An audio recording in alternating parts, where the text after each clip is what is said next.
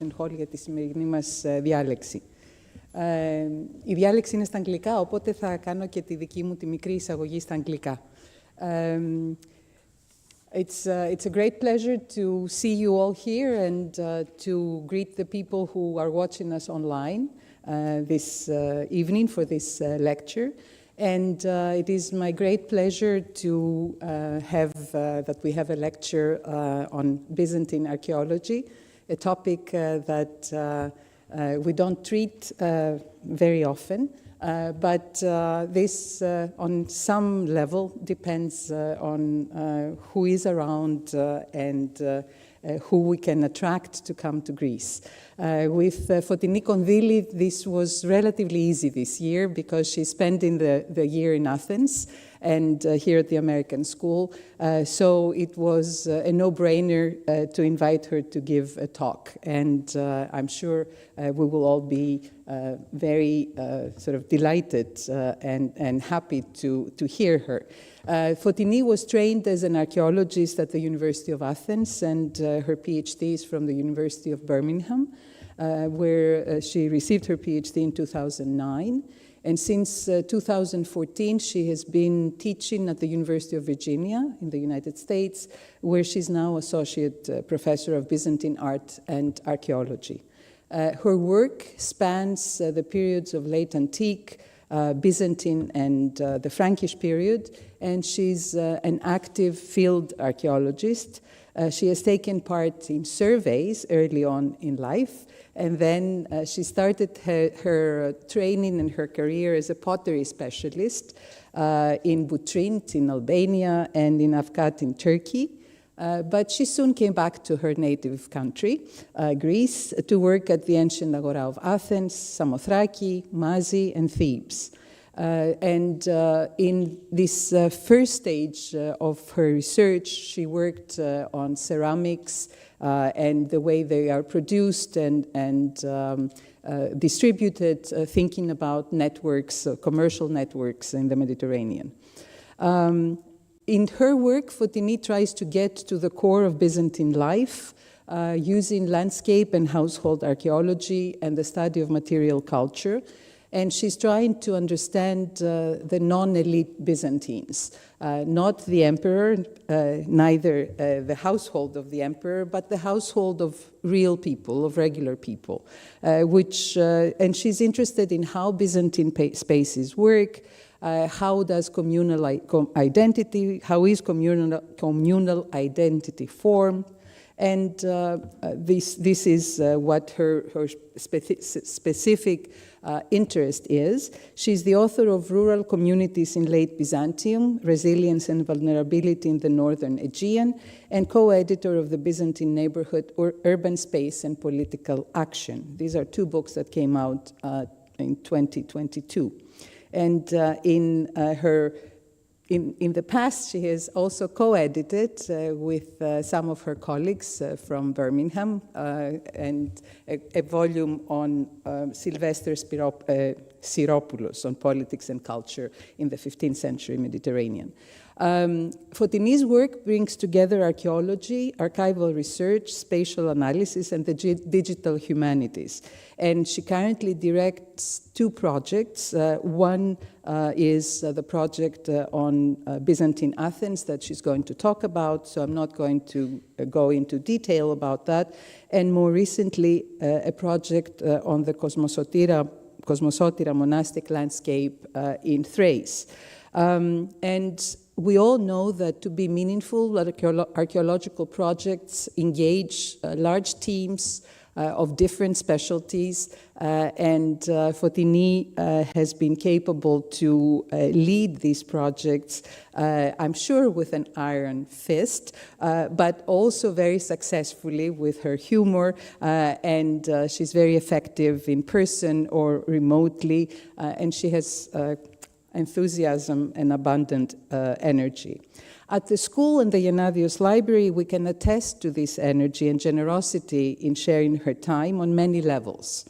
At the lunch table, at work in progress presentations at museums, and especially in storerooms.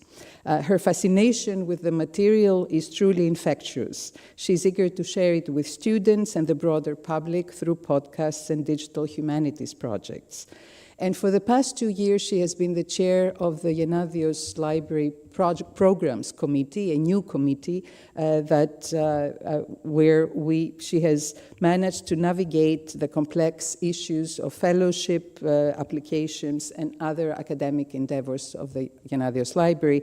And I take this opportunity to thank you, Foteini, for your service to the American School.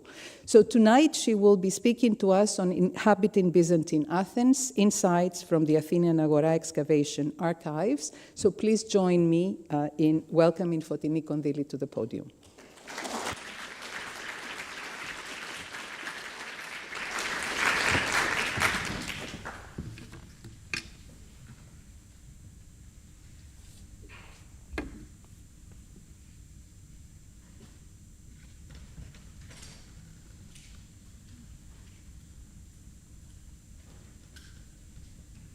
Trouble starts early.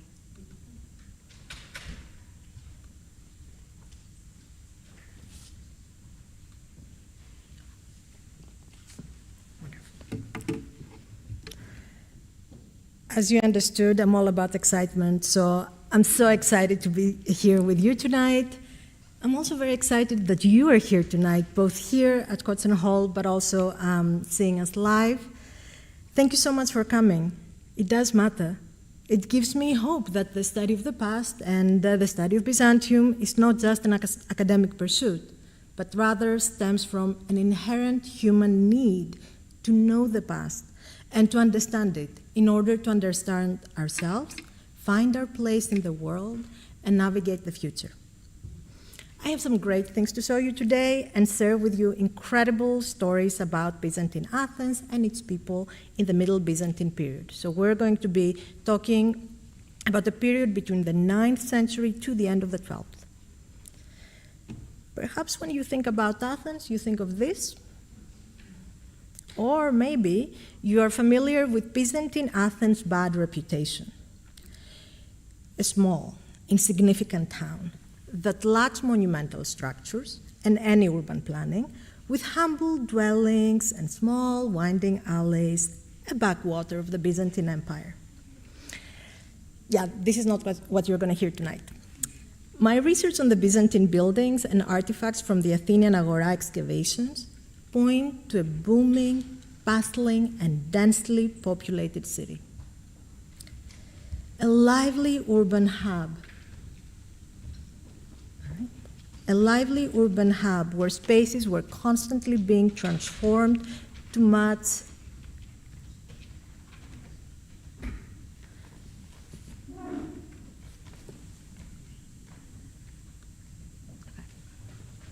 Nobody is leaving this room until you see all the VR, obviously.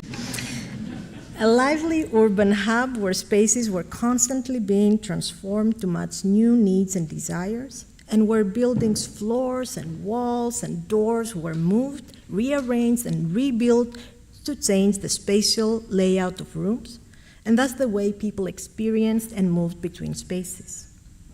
A city that also did not hesitate to use the pre-existing built environment and transform it into architectural forms and functions that align with with Byzantine ways of living and building. Finally, a well-connected city where objects such as ceramics, coins, tools, and items of personal adornment flooded the city from around the empire and beyond, and speak to Athens' extended socioeconomic networks. So, for this next 45 minutes, we will be rooting for Byzantine Athens. We will take a stroll through a distinct and very interesting neighborhood and explore the kind of activities taking place there. We're going to visit the Byzantine house and consider how it negotiates its relationship with the outside world. And finally, we will take a closer look at a small object and its biography and investigate how such an object connects a Byzantine female hand with the empire's large-scale political and economic phenomena. I'm sharing these stories with you with 3 goals in mind. Obviously, the first is I want you all to fall in love with Byzantium, right? But apart from that, first, through my talk, I will be showing you photos, drawings, and reconstructions of buildings and artifacts, but only as a way to speak about people, the inhabitants of the city, and to bring us a bit closer to their activities and their experiences and highlight their role of non-elites in the city making and in the prosperity of their city. I also want to revisit ideas of a city that developed rather organically, with no real urban layout, and rather chaotic living conditions. All ideas that contribute to that image that Byzantine Athens was small and insignificant. Finally, I want to convince you that working with archival archaeological material, what we call legacy data, is not only necessary and a worthwhile pursuit, but also holds the promise of great discoveries and opportunities to rethink how we talk and how we present Byzantine cities and urban lived experiences.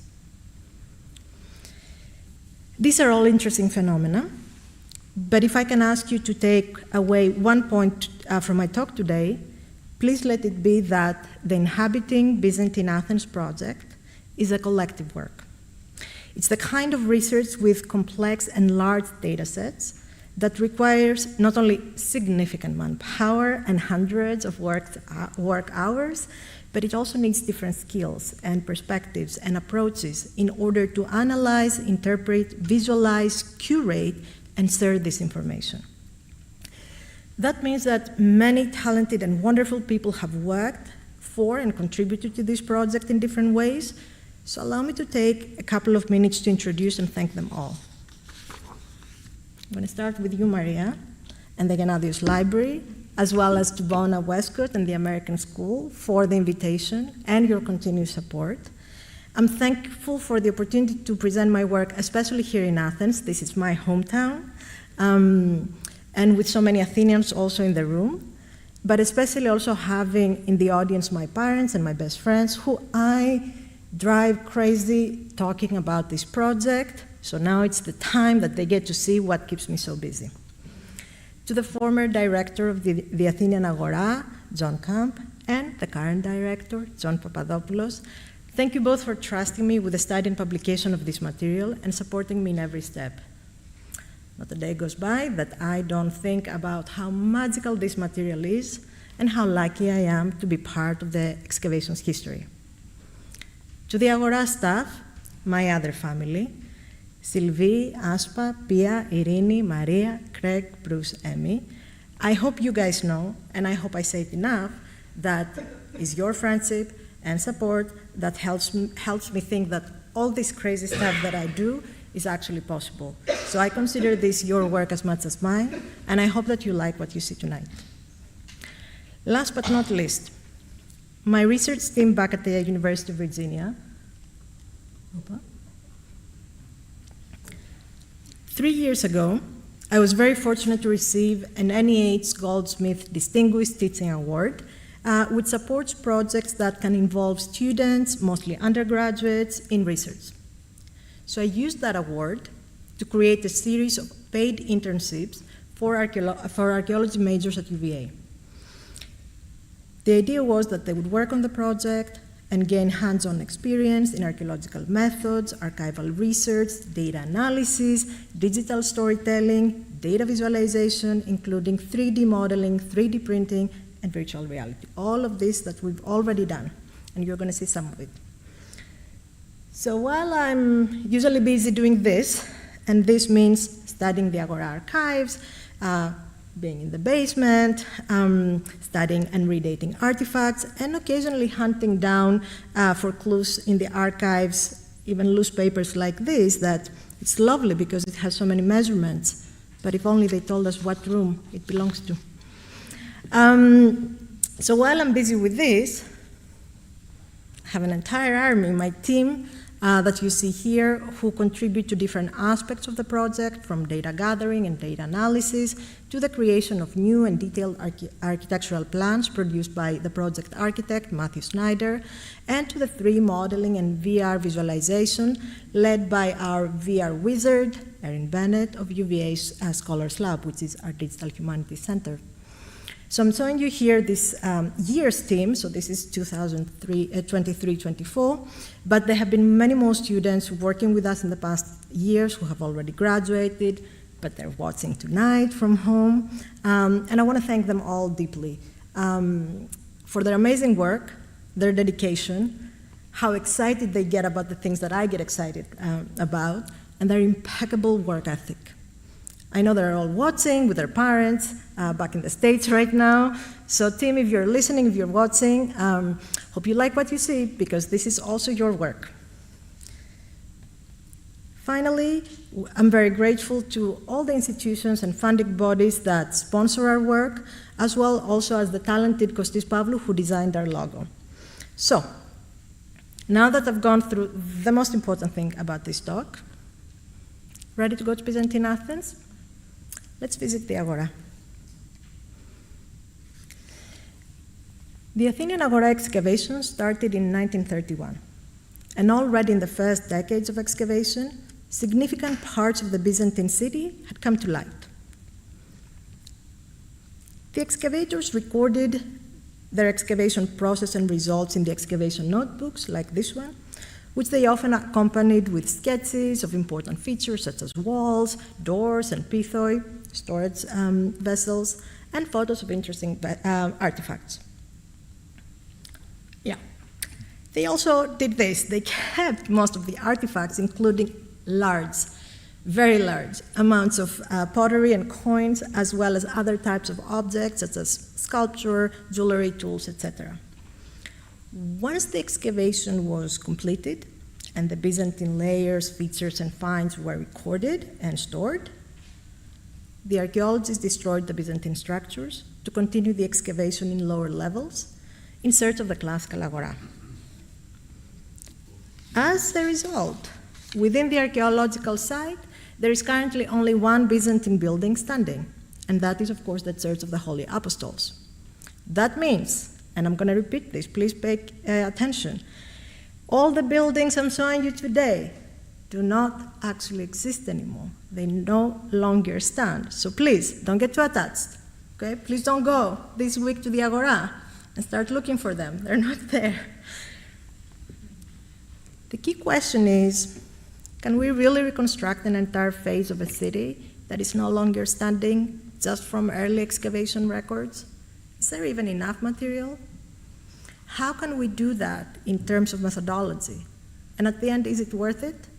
With so many new excavations that use sophisticated technologies to capture and analyze data, such as drones, 3D modeling, and these are all things that we actually do at the current Agora excavations as well.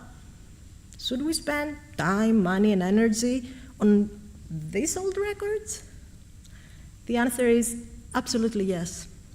And I hope that this talk today will convince you of the value of working with archaeological archives and the opportunities they provide for new discoveries and new ways of thinking about Byzantine cities.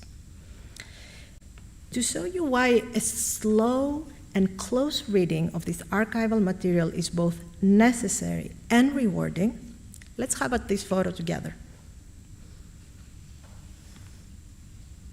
We're now in 1936. 5 years of excavation.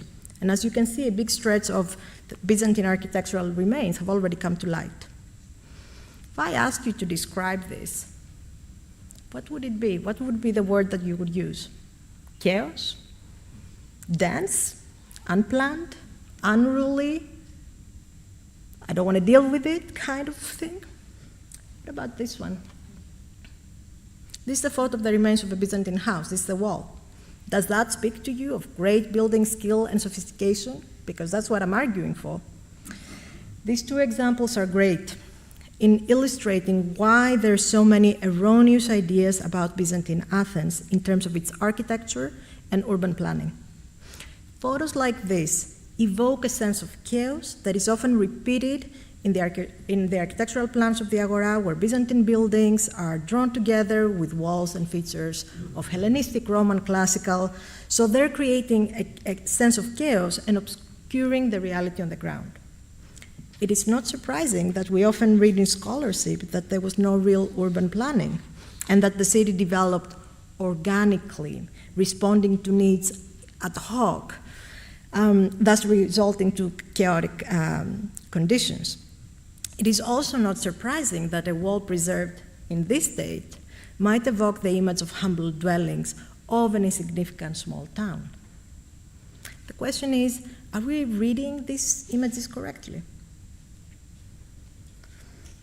The way I use the archival material from the Athenian Agora is to first try to disentangle all these walls and features and understand what is contemporary with what, and then create architectural plans for each building in consecutive centuries. There are more than 500 buildings, each one with multiple phases. So this is taking a while, I'm just saying.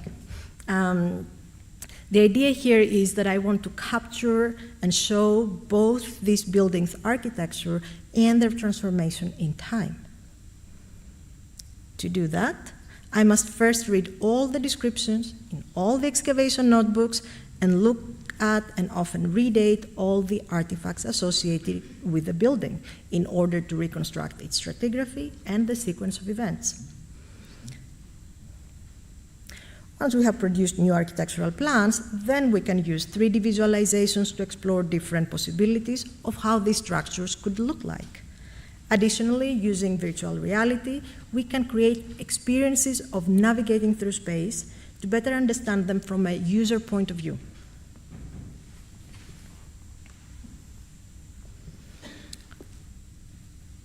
I want to be clear about the 3D images and VR reconstructions that I'm sharing with you tonight.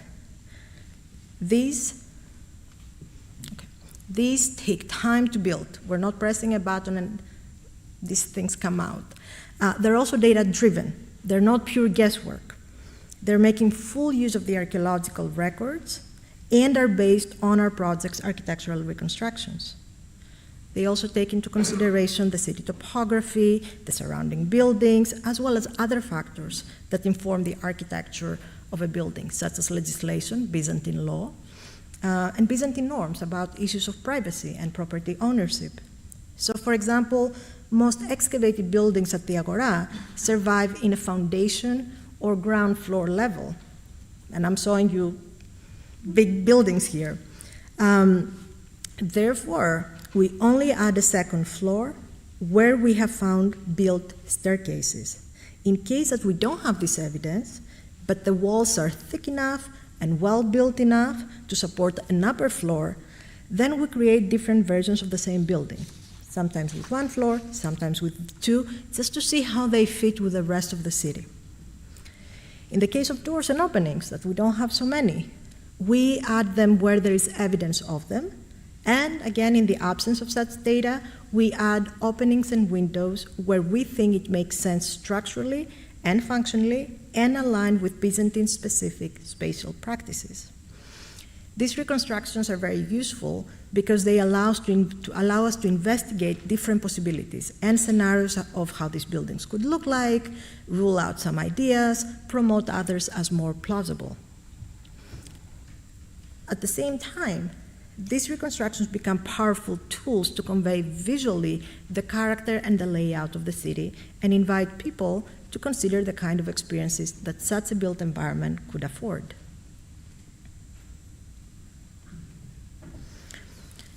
Now let's visit a Byzantine neighborhood in the north part of the Agora and take a walk together to observe the city's layout and the distinct character of this part of the city.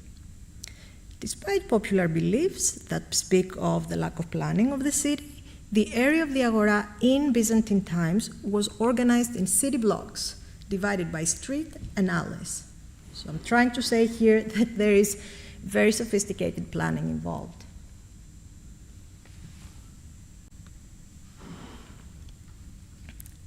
We're now walking on such a wide street. This is 3.5 meters wide that runs northeast to southwest, crossing the middle of the Agora and connecting with important east-west corridors, such as the Byzantine levels of the Panathinaik Way to the north and the so-called South Road in the south.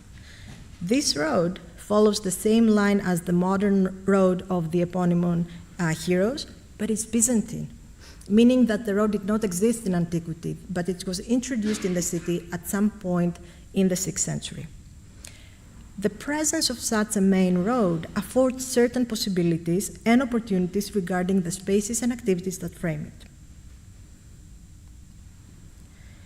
For example, you can see that this neighborhood has many large structures with multiple rooms and in some cases upper floors, since part of the built staircases have survived. And I'm showing you with this arrow, this building that we reconstructed with an upper floor, because in the plan you can see there is actually a surviving built staircase. So in this case, we feel confident that it has at least one more floor. We also have even many actually subterranean vaulted structures that would be used as cellars for extra storage. So these are complex buildings with multiple floors beneath the surface and on top. So something is up with this neighborhood. Either we're dealing here with a more affluent part of the city where the mansions are, or we have here activities of commerce and production that require more space and more storage. I'm convinced it's the latter. Many of these buildings seem to be mixed use, and there is no reason to believe that the whole upper floor could not be used as residential quarters, but on the ground floor, different activities seem to be taking place. The best example I can give you is this large complex. This one, apart from being huge, we know that this is an oil production center. The storage facilities of this complex are incredible. It also has 4 subterranean cellars, large number of pithoi, and installation like this. These are vats, and maybe you can see that there's a hole.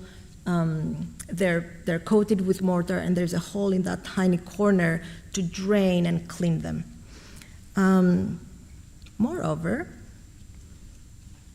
in room 9, the excavators have found millstones, but also these drums, which were part of an ancient temple. It's a temple of Ares. But here, they're reused as counterweights for olive pressing. They were found in situ, and they're contemporary with some of the vats found in the adjacent rooms. So there is no doubt that here we're having olive production in the city. There are also other small clues in the building that support the idea that this was a big complex specializing in the production and selling of oil. So I want to show you just 2 of those. First, location. This building has at least 2 main entrances. One located in the west, opening towards the main road, and I'm showing you this with the red arrows. And the other one on the east, which opens to the back alley. The back alley is closer to the rooms that have the installations and storage facilities. So you can see here an element of design, right? Placing these rooms closer to the alley so the people and commodities going in and out have easy access, and there is more space and time to unload all these commodities. So here we see planning and decision-making that have to do with accessibility and making the operation more effective. Another interesting element of this building is the element of experimentation and rethinking the design and movement within it. What I mean is that between the 11th and early 13th century, what's going on in the Agora is that there's a lot of activity regarding ways of moving and connecting spaces. Unfortunately for me, that means having to chase a lot of doors in their biography. Doors that are blocked, new doors that open, rooms that stop being connected with them. This happens all the time in the Agora. So it tells us something important about how these people are thinking about space. And just to give you a very small example is this little door between rooms 5 and 7, that seems to be blocked at some point because a vaulted chamber is introduced in the north wall of room 5, whereas the doors between rooms 5 and 3, they seem to continue being rebuilt as a way to create a new dance between these different rooms. The other little small clue that I find fascinating is a fragment of this Byzantine amphora, which was found in the room next to the presses. And again, it was found together with pottery of the 12th and 13th century and some coins. As many of you know, the transportation of oil and wine in the Byzantine world was happening in amphorae, which would travel far distances by land and sea.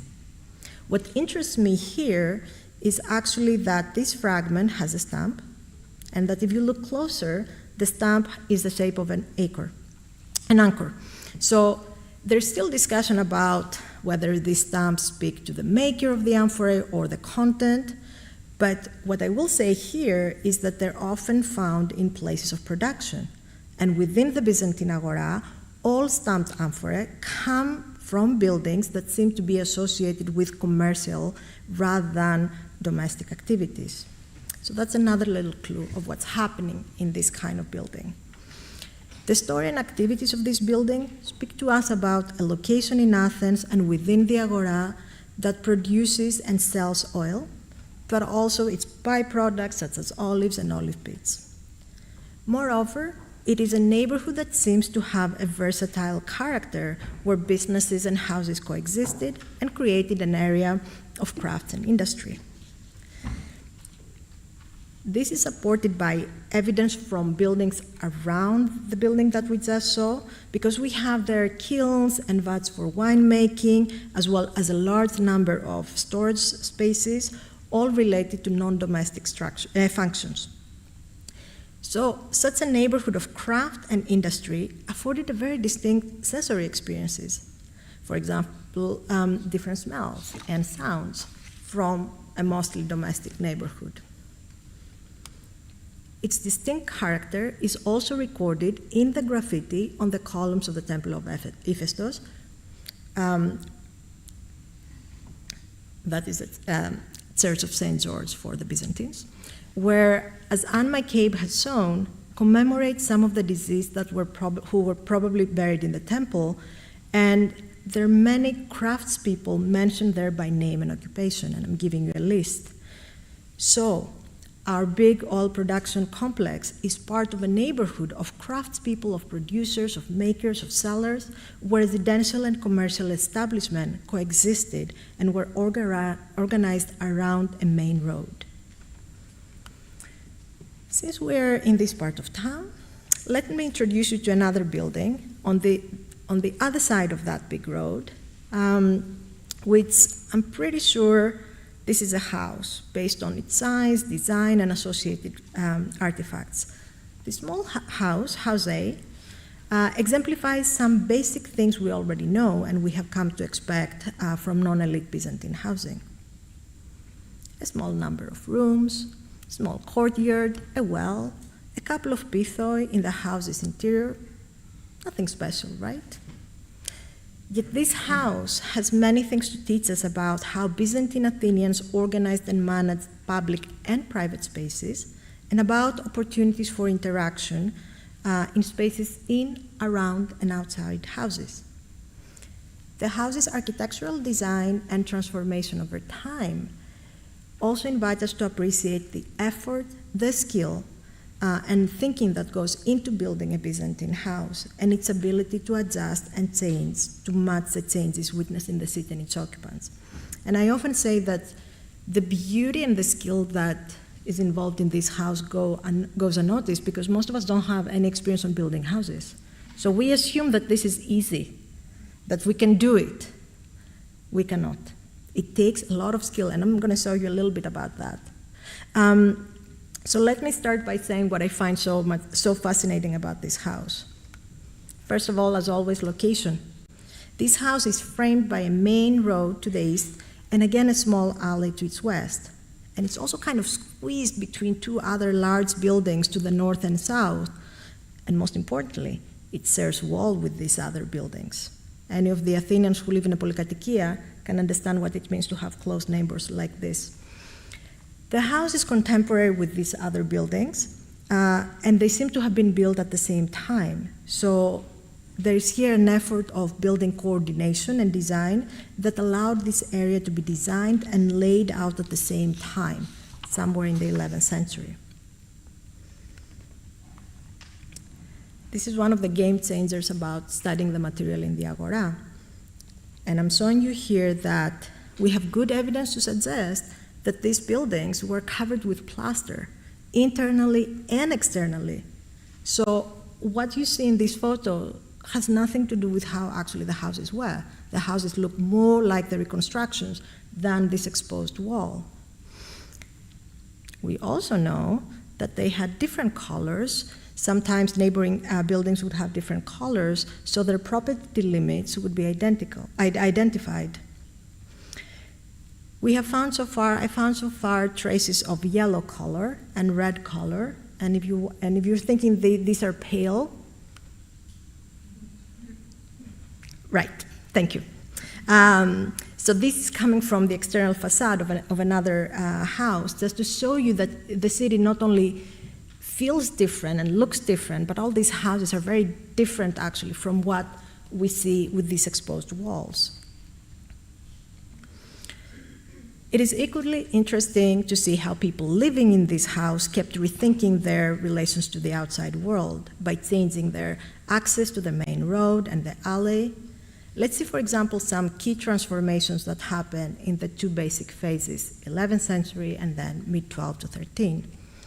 I'm very intrigued by the openness of the house towards the main street to the east, because this is a street that has a lot of traffic, and room 1 here has a wide door with a well-planned marble threshold, while room 3 seems to have been, in the 11th century, an open, unroofed space. There is no external wall, so if we want to imagine something that would offer a little bit of privacy, then we have to think something like the reconstruction, something like a wooden fence. In the middle 12th to early 13th century, this house experienced a series of changes, but I will focus here only on the ones that speak to the house's access. It is very fortuitous that the entrance to the house in this period has survived in great condition, because here we see that we have a road that keeps rising, and therefore the house has to catch up. So then the occupants of the house are also raising the threshold to match the surface of the road.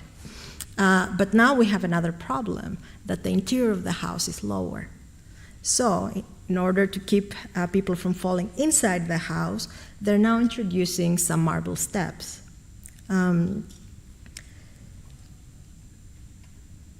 This intervention also tells us that the occupants of this house continue to want to maintain an entrance from the main road, even if that was noisy and busy.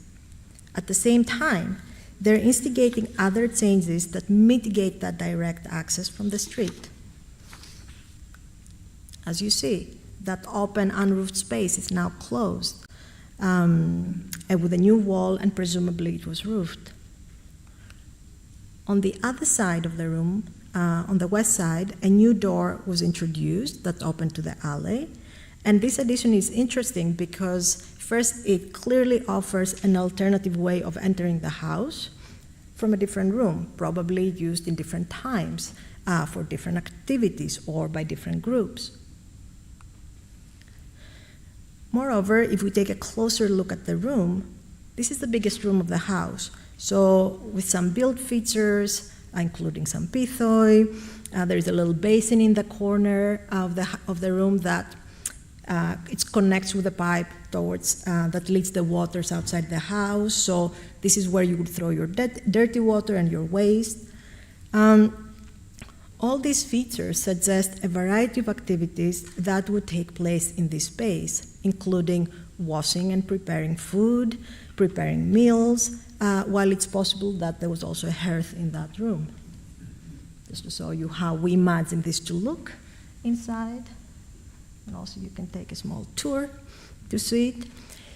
These activities need space and light, so it makes sense to have a door as well as a space outside this room and outside this house in the alley where some of these chores could spill out into areas outside the door. And we know that from early modern examples as well. In a protected alley, away from the noise of the busy road, these spaces between walls provided an excellent alternative for gathering, chores, and activities such as spinning, weaving, and cleaning vegetables. So house A then exemplifies the actions and choices of Byzantine Athenians that transform interior and exterior spaces, introduce new choreographies of movement in and around their houses, and negotiate ideas about what's private and what's public. So instead of a static, humble, and uninteresting house, I appreciate this building's flexibility and the variety of choices and transformation it showcases. I'm also very grateful for the subtle clues it provides of a sensory experience of the city, with noises and smells coming from the street, and with the open courtyards, they offer the opportunity to watch the traffic and spy on others, but also have the opportunity to display since you are also being watched. Finally, I love this house for the small, unbuilt spaces in between, in front of the door and in front of the alley, spaces that occur throughout the Agora and in between other buildings that speak of gatherings and social interaction, particularly of women, who come together and work between their houses, transforming these spaces from empty to socially and economically important with their presence and their voices and their working hands.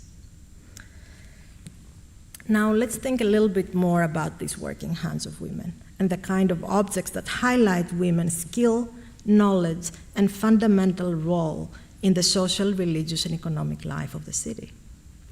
Such objects are usually classified in an excavation as minor objects. Minor here means less important, just to be clear. And if they make it to final publication, they're stuck at the back in the form of a catalog entry.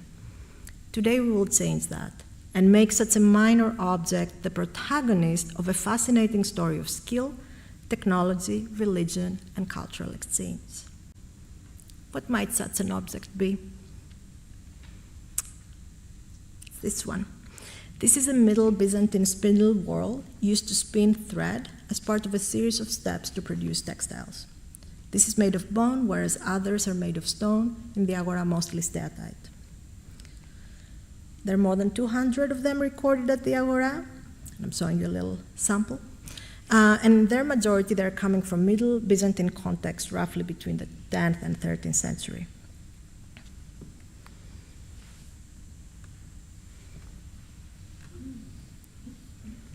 They all have incised decoration, some covering their entire body and others only in parts. Some of them are found within and around houses stuck between floors, while many more are found in cesspits and wells near buildings, together with domestic artifacts and debris, suggesting that they are participating in episodes of cleaning and dumping in these areas. Also, a few of them have been found in funerary context in the Agora as well.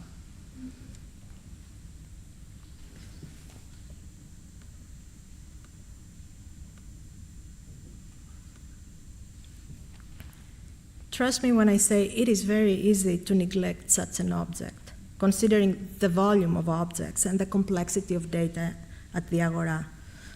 It is easier to dismiss it as of limited value, since what more can such an object say but on daily, ordinary domestic activities? Then the one I'm showing you here, and this is the one we didn't neglect, actually Maria in the lab cleaned it for me and helped me figure out what's going on with it. The one I'm showing you here came actually very close from house A. What drew my attention to this was the reference to a break on its side.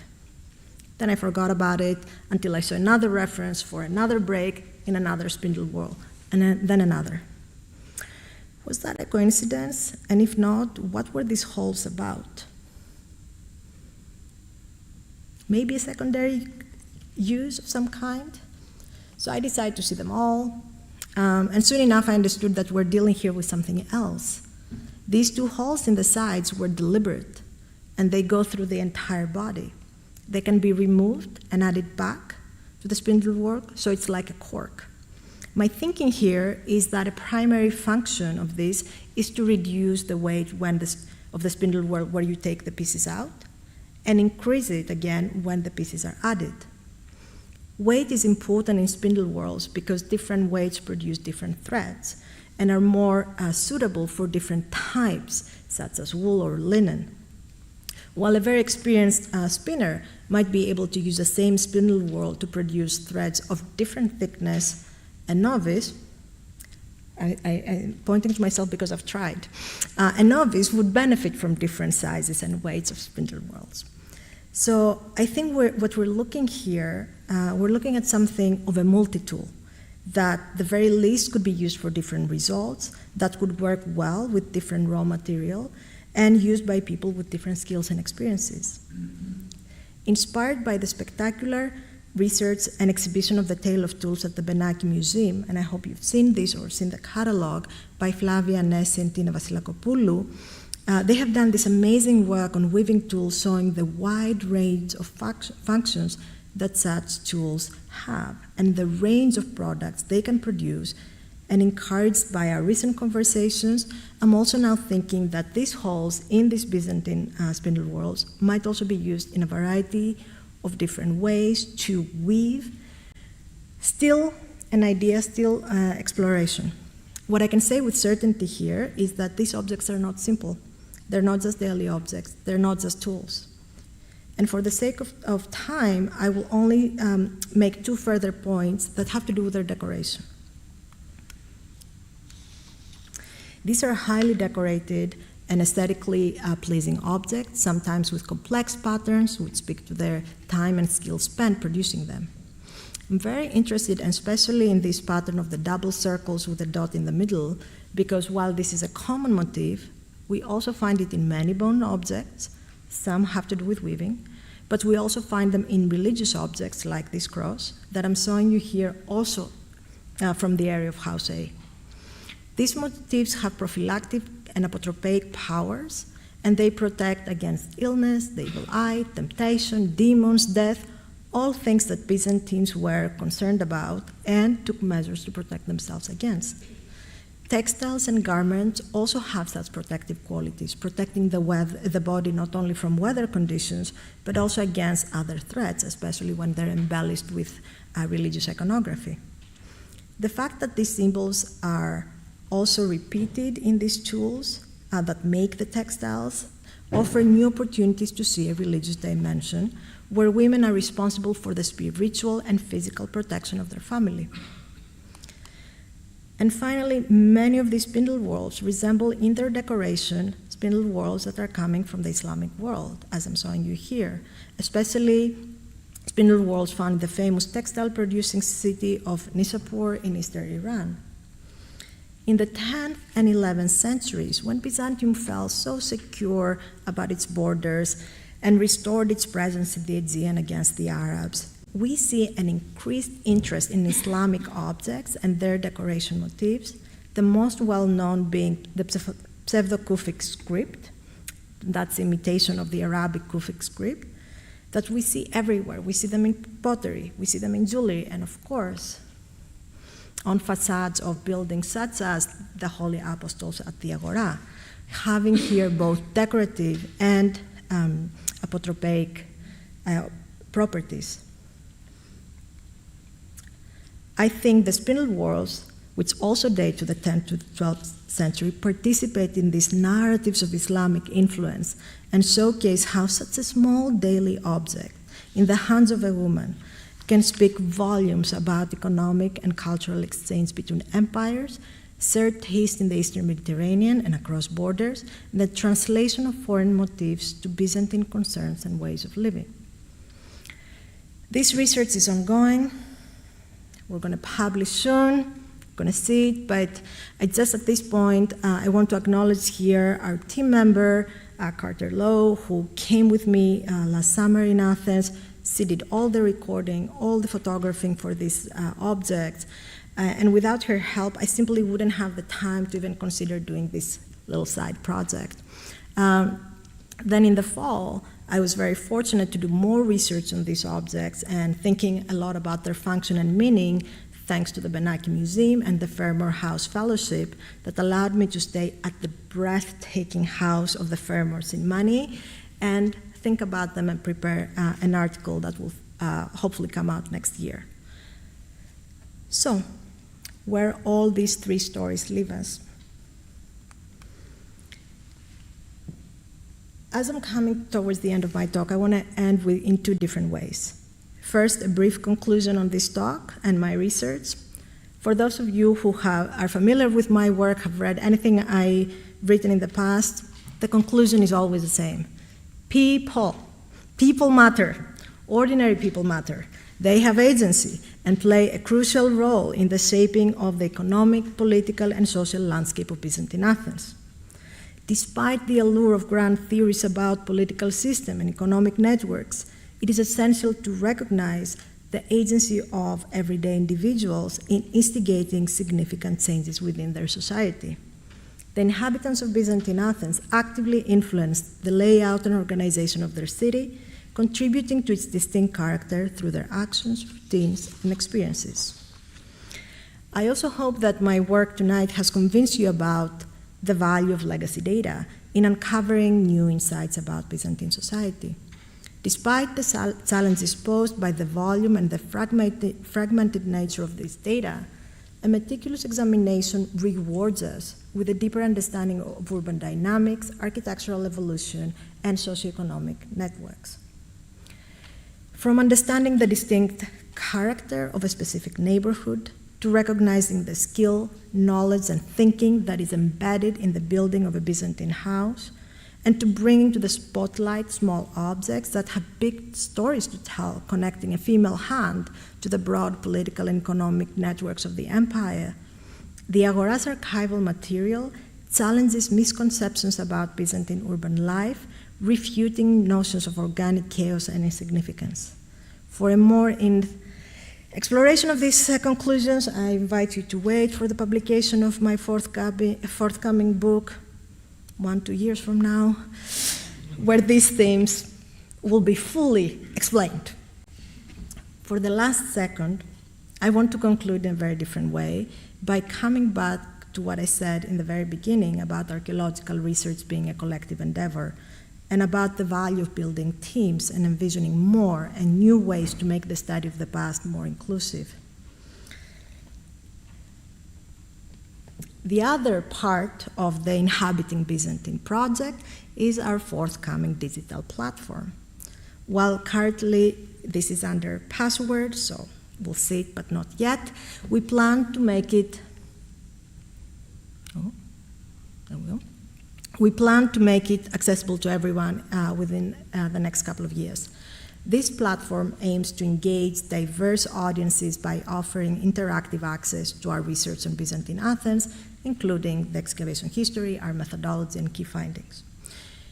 The way we're introducing our data is through thematic stories, and you can see a couple of them there. Things like invitation to Byzantine dinner, and did Byzantines recycle? These are some of the examples. Through these stories, with multimedia elements and 3D models and VR, we offer various scenarios of Byzantine buildings, inviting discussions in our research process, and discussing also the factors influencing interpretations. So we're very clear about what it is that we know, and how we cover the things that we don't know because the evidence hasn't survived.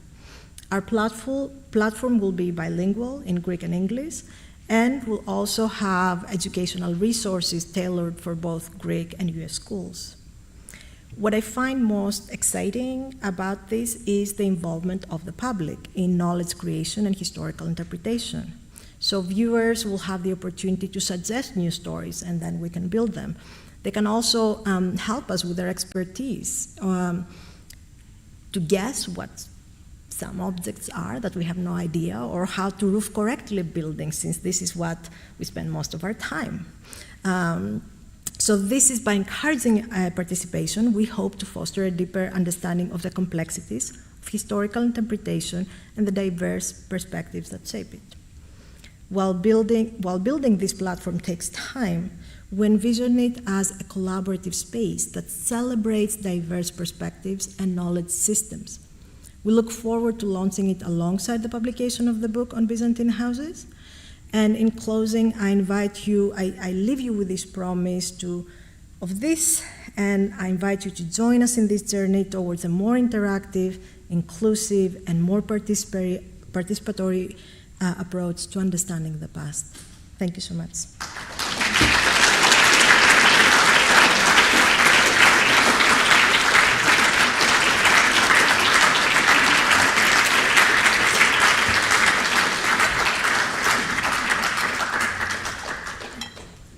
Foteini, thank you very much for your quite exciting, amazing, as you said in your little film on Facebook, talk. And we do look forward to the publication of the book, which it's always, I think, very important, very interesting to think how you connect the two, how you do the academic scholarly work, and how you also manage to do public history and to share with this with the people. So I have already questions online, but I think we should start from the room here in Kotzen Hall. So, okay. 1, 2, 3. Hello. Okay.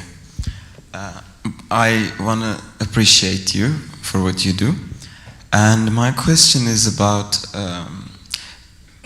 when we look at the building types in Turkey and compare the Greek villages and the Muslim villages, we see that the Greek houses face outward and they do not have a closed avli, whereas the Muslim houses have the avli. And the example that you showed had the courtyard, which indicates a different sense of privacy in architecture. And what's the proportion of the houses that you see that have a courtyard? Thank you for this. Thank you for this question. I will preface my answer by saying that I think about courtyards all the time. Me too. We'll talk. This is the beginning of a friendship. The reason for this is because, in a way, courtyards become a value system that describes a Byzantine house. So, if there is a house that has a courtyard somewhere in the middle of the house, I see a lot in scholars, people pointing to that and saying, it is the memory of the classical house. Not really. The truth of the matter, and if there is no courtyard or the courtyard is different, then there is this lament of the end of antiquity because it's not similar to the ancient houses. The truth of the matter is in the Agora we have variety. So we have courtyards in different parts of the house. Some are very close to main entrances, some are at the back of what you would think the back of the house is. So I think here there are a couple of practical reasons that this happen.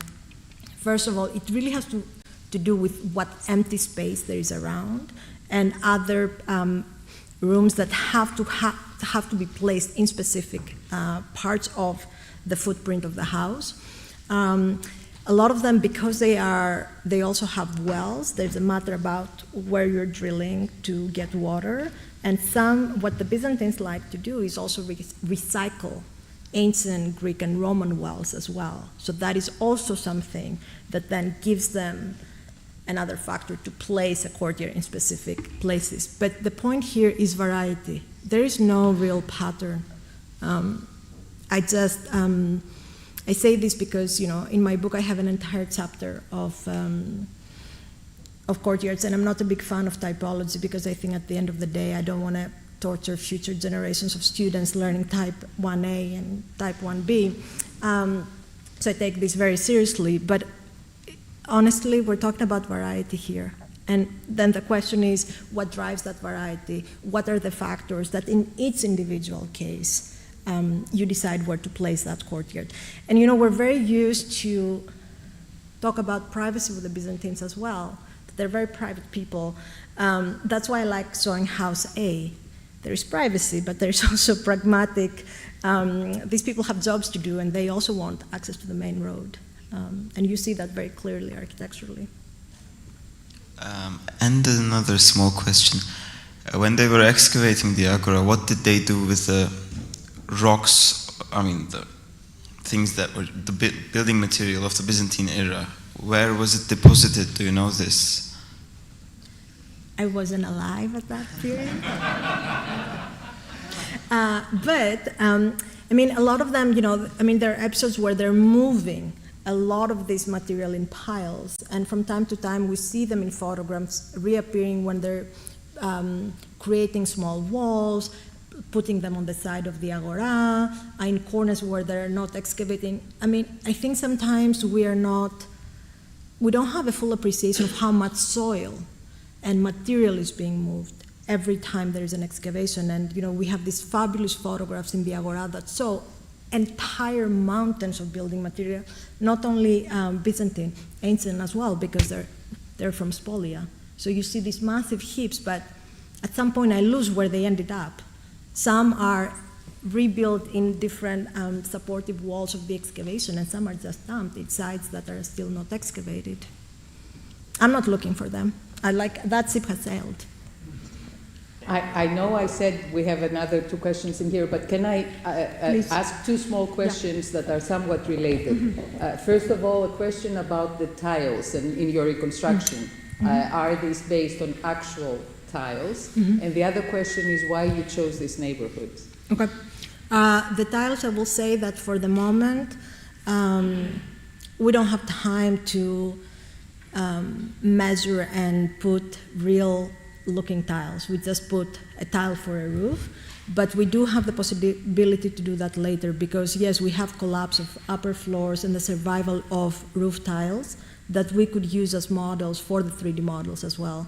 But as I said, it takes so much time to build any building from scratch. So this is our first take of these buildings. I think the more we build, the more sophisticated the models will look. But it's on that list. And the other? Why did you select this neighborhood? By now I think I've reconstructed the entire north part of the Agora, all of it, from the 9th to the 13th to the 14th century. So I have many neighborhoods and many stories to tell. So, it depends on what I feel like talking about. The stories, and all of them have different stories to tell. Today I gave this especially because it's the first time I'm talking about the center of oil production, which I think is incredible and fascinating that this thing is so huge with such infrastructure, and it's that part of the Agora, because we think of the Agora as very residential. So I gave the example of this neighborhood to speak against that and actually show the kind of economic activities and how vibrant that part is with this kind of industrial and craft and production. So that's why I chose that today.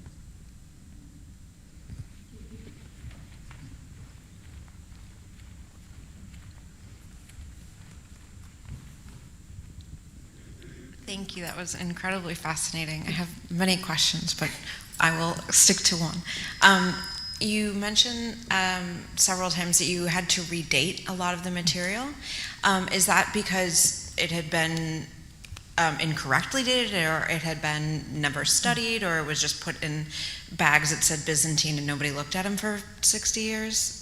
Just some understanding of your process. Yeah, well, I had to redate because sometimes first of all, there's some inconsistency in the way they're talking about dates. So sometimes they will talk about periods, so this is Middle Byzantine, and others they will talk about centuries.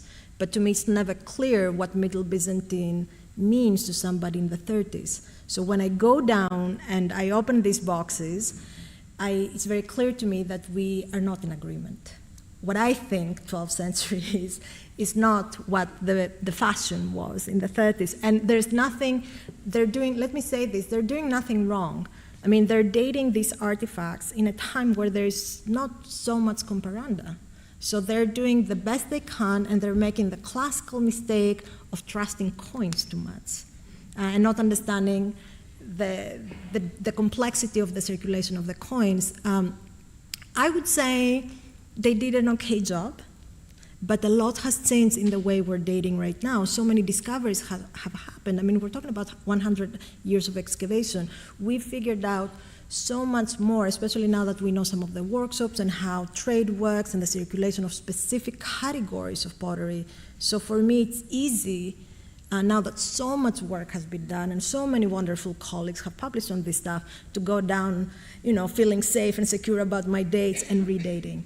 So that's why I'm redating, because I want to be sure, especially when, you need very good dating in order to understand architectural transformations, which floor goes with what wall and what happens, and already the dates that we have are not detailed enough. I mean, I'm giving big dates, like 11th century, but if you ask me if it's at the beginning of the 11th or at the end, I don't know.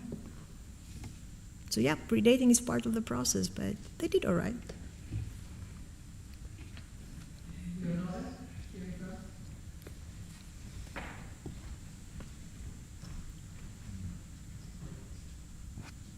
Thank you very much for an interesting talk. I wonder, is there, or do you have access to literary sources which describe the life of the people? Have you ever, Okay. I don't really know about the manuscript materials of this No worries. period. But Okay. it was an idea that I had. It is a very good idea. If I'm being honest, I will tell you that I tried to forget about the sources for a while, because so many people work on the sources, and I want to work on the archaeological finds, because this is the thing that we're missing the most. We have only a few textual sources about Athens, and we have a lot of sources about Middle Byzantine life in general. Many of them come from Constantinople, and they're very interesting in the way they describe, urban life, because it's messy and noisy, and people fight with each other and their neighbors because, someone is throwing dirty water into the laundry of somebody else. So very modern troubles. And we also have court cases often that people take their neighbors to court because they didn't take good care of the garbage or the water from their drain. So all of this informs what I do, but I also don't want to be too hung up on these sources because they describe something else. They describe the life of the capital, and it's different. But they're very useful in the reconstructions, because I'm going back to a lot of these sources when I'm thinking about windows and especially balconies. I didn't have the opportunity to show you the same version of these buildings, but with balconies. But to make the decision, where should this balcony go, I look at the sources a lot, and especially court cases. Thank you.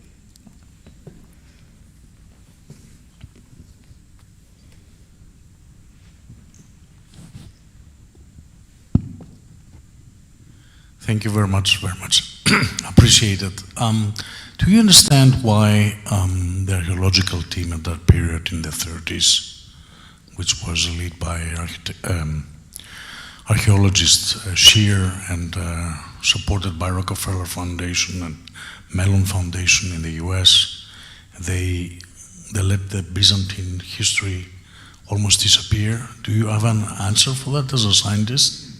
Well, I have one as a Byzantine archaeologist, and as an Athenian, I obviously have. So I want us to state a couple of facts that are important here.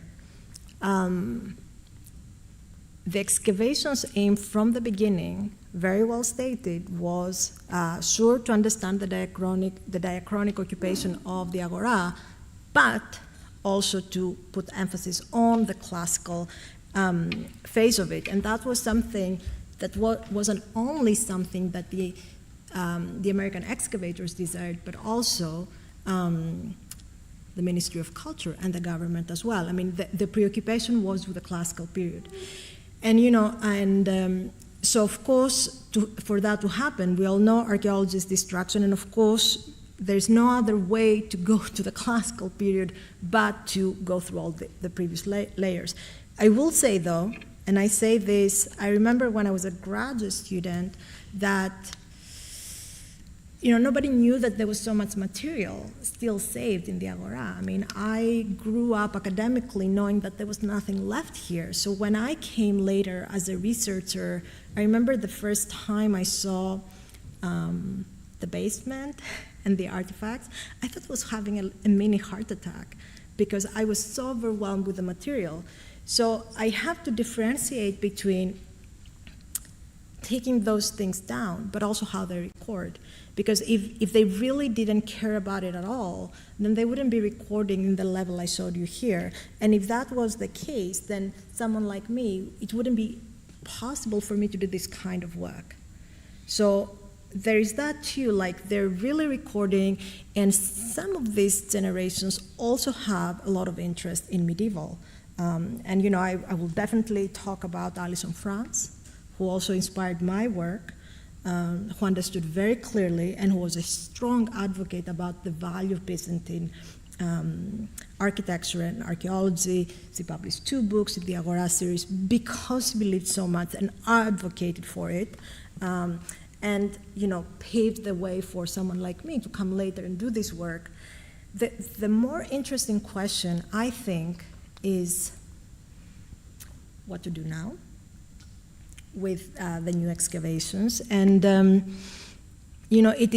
find the Agora always to be a marvelous and very difficult site, because it is a collage of decisions and a collage of periods. That's the nature of the site. I mean, these are very interesting questions that don't necessarily belong back to the 30s. This is something that's a continuous situation about how we manage right now our cultural heritage and how we give voice and protect different periods. And this is something I was telling the students earlier this week when we went to the Byzantine Museum. The time where we give, good marks and bad marks to different periods, giving classical Greece A and Byzantium B, are behind us. So now, the more interesting part of this conversation is how we manage archaeological finds now. This is back in the 30s. Thank you very much. If I may, there are plenty of questions, and I'll try to combine some of them because obviously we don't want to spend another hour here. A very interesting question, especially since you spoke about what happened to the Byzantine material, is if you could compare the Athenians with the Corinthians. Yes. I will shoot a few questions and you see what to do with them. Okay. How are you dating? And if your excavation, or has the excavation methodology affected how you can correlate and process information, spatial, temporal contexts? Okay. Far too many questions. Okay, that's more. fine.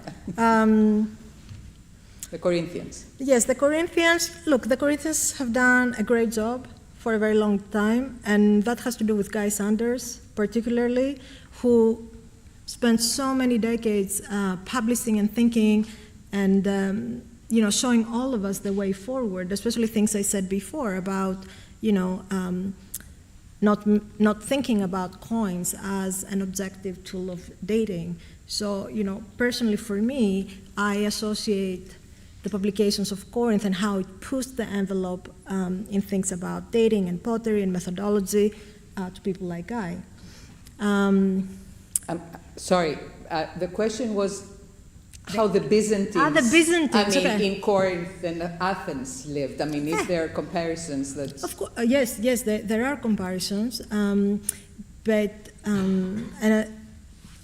I think what's interesting about Corinth is that it has a lot of surviving good layers of the Frankish period that are a little bit more mixed in Athens, simply because the Ottoman occupation comes in the Agora and destroys a lot of these 14th and 15th century deposits that I think in Corinth survive a little bit better. So I think this is the main difference, but in terms of layout and some of the choices that I see in Corinth as well, yeah, they're comparable, very much so. Processes. Dating. Or how are you dating? Okay, how I'm dating. In reconstructing the stratigraphy, the thing that I rely mostly is the stratigraphy itself and all the finds that especially are coming from closed deposits and are stuck between floor. That will always be primarily pottery, and then considering the coins alongside, but also taking into consideration the different circulation patterns for the coins, and especially for coins that are in the 12th century that continue to circulate a lot, even in the Frankish period. So, a 12th century coin might also be found very easily in a Frankish 13th century deposit. So this is where the pottery becomes more important. Pithoi. Pithoi. Freestanding? In your reconstruction, you showed them as freestanding. Yeah. Were they? There were some. I didn't have time to sink them on the floor. But to my defense, there are some that are freestanding as well. And we have photos from the Athenian Agora that say so. As I said, in their majority, they're sunk on the floor. I just didn't have time to sink them. But they are accurate, historically accurate. Could you say a little bit something more about the amphora with the anchor? I mean, Gang Wu is asking.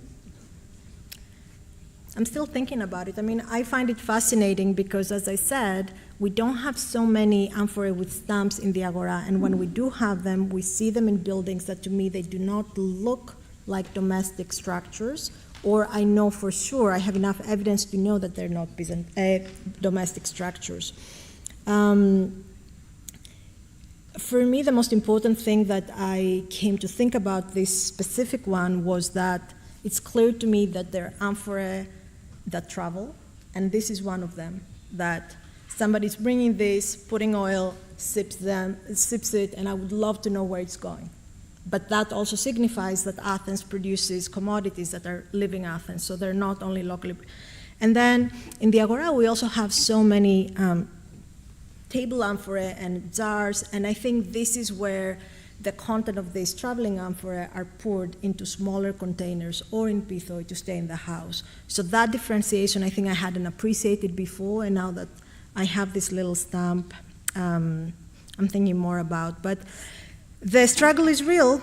Does that mean that that is a marking of the maker of the amphora, the company that manages the trade, something with the content? I mean, this is still up for debate.